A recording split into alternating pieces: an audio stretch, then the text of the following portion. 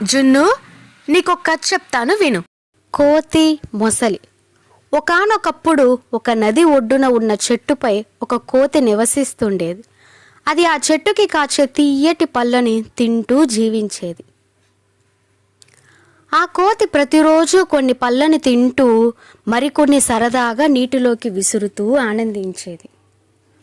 అలా కోతి నీళ్ళలోకి విసిరిన పళ్ళను అందులో నివసిస్తున్న మొసలి ఒకటి తింటూ ఉండేది.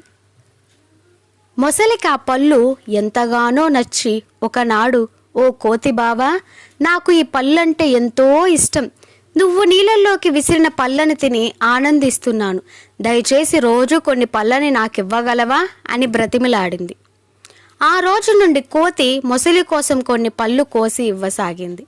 ఆ విధంగా అనతి కాలంలోనే మొసలి, కోతి మంచి స్నేహితులయ్యాయి. మొసలి ఇంటి వద్ద భార్య పిల్లల్ని కూడా మరిచి ఎక్కువ సమయం కోతితోనే గడపసాగింది.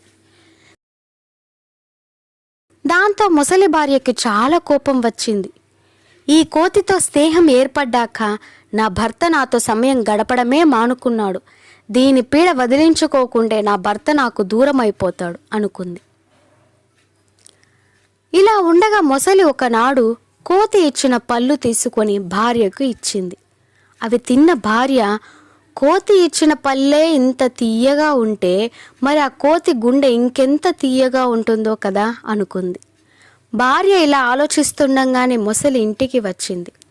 భార్య పడుకొని ఉండడం చూసి, ఏమైంది, ఎందుకలా ఉన్నావు అని అడిగింది. నాకు ఈ మధ్య విపరీతమైన తలనొప్పిగా ఉంటున్నది. ఎంతమంది వైద్యులను అడిగినా అందరూ కోతి గుండెకాయతో చేసిన మందుతోనే నా తలనొప్పి తగ్గుతుందని చెప్పారు. ఇప్పుడు కోతి గుండెకాయ ఎక్కడ దొరుకుతుంది, దిగులుగా నటిస్తూ అన్నది మొసలి భార్య. ఓస్, ఇంతేనా, నువ్వేం దిగులు పడకు, నాకు ఒక కోతి మిత్రుడు ఉన్నాడు, అతడి గుండెకాయ అడిగి తెస్తాను, నీ తలనొప్పి తప్పక తగ్గుతుంది అని చెప్పింది మొసలి. వెంటనే కోతి వద్దకు వెళ్ళి, మిత్రమా, మనం ఇంతకాలం మంచి స్నేహితులుగా ఉన్నా నిన్నెప్పుడు మా ఇంటికి తీసుకొని రాలేదని నా భార్య అలిగింది నాపై.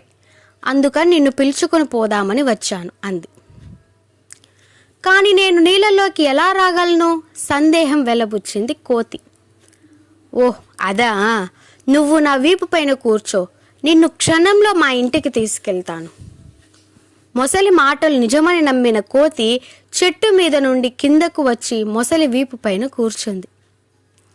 కోతిని మోసుకుంటూ ముసలి తన ఇంటి దారి పట్టింది.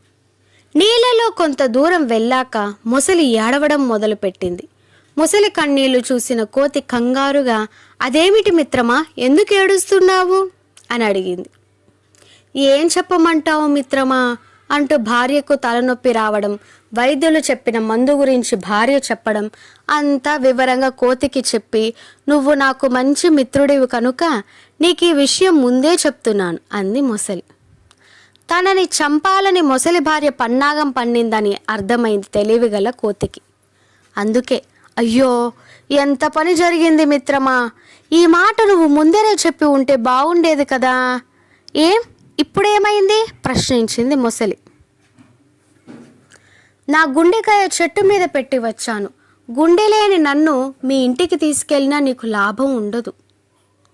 అవునా, మరిప్పుడేం చేద్దాం అంది మొసలి.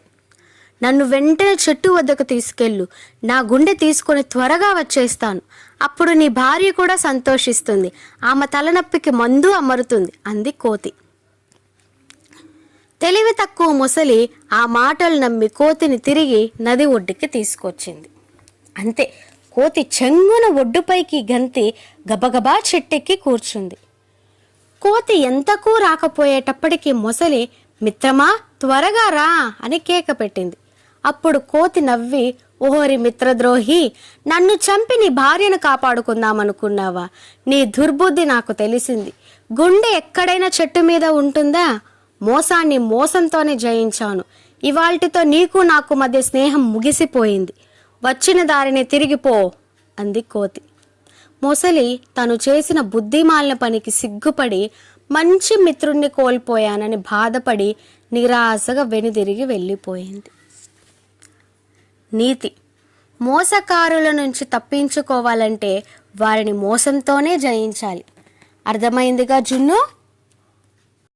ఈ వీడియో కనుక మీకు నచ్చినట్లయితే ప్లీజ్ ఒక్క లైక్ ఇవ్వండి. ఇలాంటి మరెన్నో వీడియోస్ కోసం వెంటనే సబ్స్క్రైబ్ చేసుకోండి.